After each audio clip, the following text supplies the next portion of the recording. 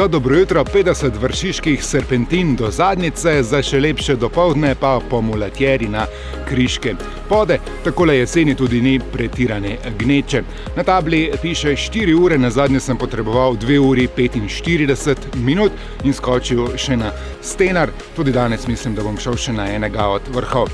Kako hitro pa vi pridete do Pogačnikovega doma, napišite v komentar. Če boste stisnili še like in gumb naroči se, pa vam bom toliko bolj hvaležen.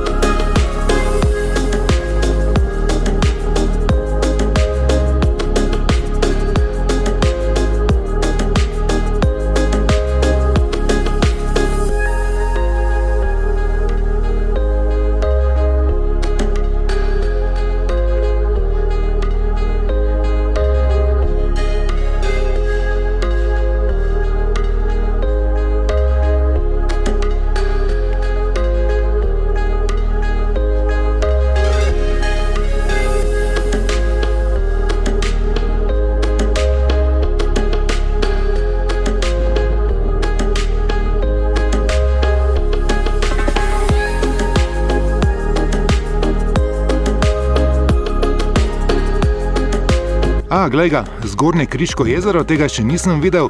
Prvič grem po teli poti, levo od Pogačnikovega doma, navzgor proti križu, še ura in pol, malo bolj previdno, malo počasneje grem, ko sem bil ravno priča gorskemu reševanju.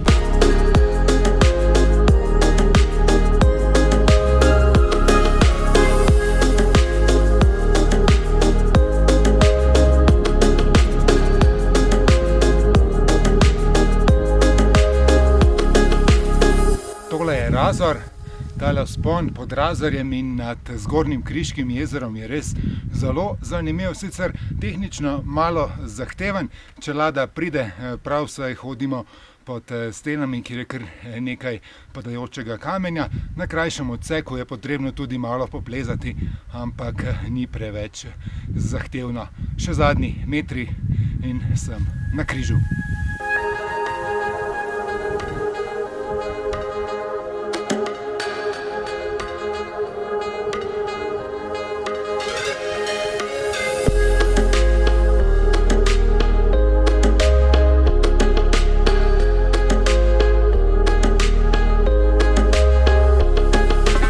Še pozdrav tik pod vrhom križa, dobrih 1700 višincev, torej slabe 3 ure do Pogačnikovega doma in še 1,5 ure do vrha. Mi smo na 2400 metrov in še nekaj.